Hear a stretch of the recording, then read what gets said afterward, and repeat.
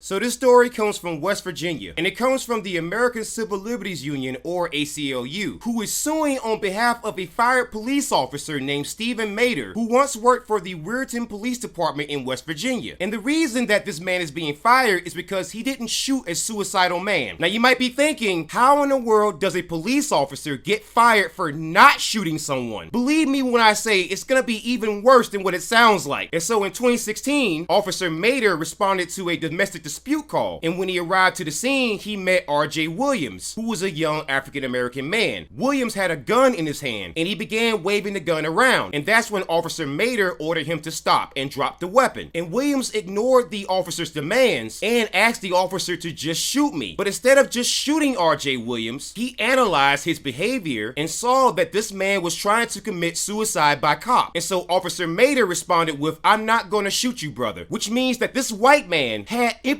for this black man who he was not judging based on current behavior. But unlike Officer Mader, when other officers arrived to the scene, RJ Williams was gunned down and killed immediately. And what makes the story even worse is that just weeks later, Officer Mader was fired by the Weirton Police Department for not shooting and killing Williams. And we know that a police officer is not constitutionally entitled to use deadly force unless he or she reasonably believes the target poses an immediate threat of death or serious physical injury to the officer or others, which clearly at the time Officer Mader did not feel that. And so the message that the Weirton Police Department has sent to all law enforcement in the country is that people experiencing mental health trauma or maybe suicidal should be shot immediately versus what Officer Mader did, which up until the point that other officers arrived kept RJ Williams alive. And this story goes to show you that once again, it is very difficult to find good officers when you have good officers like this man who are punished for just being decent human beings and actually giving a damn about the people who paid his salary. And so now I will say something that I don't usually say, and that Stephen Mader was actually a good cop. However, he is proof that good cops cannot exist. And so I decided to do a little bit of digging into this guy, and what I found is that he's actually a veteran. And I'm not saying that every veteran is a good guy. However, I am saying that many veterans are not as scary as other police officers are, nor are they gonna freak out when they see a goddamn gun. And when you are a Marine like this guy, you've served with people of all colors. And so unlike other racist cops, he saw RJ Williams as a person. And for that, Stephen Mader, I salute you.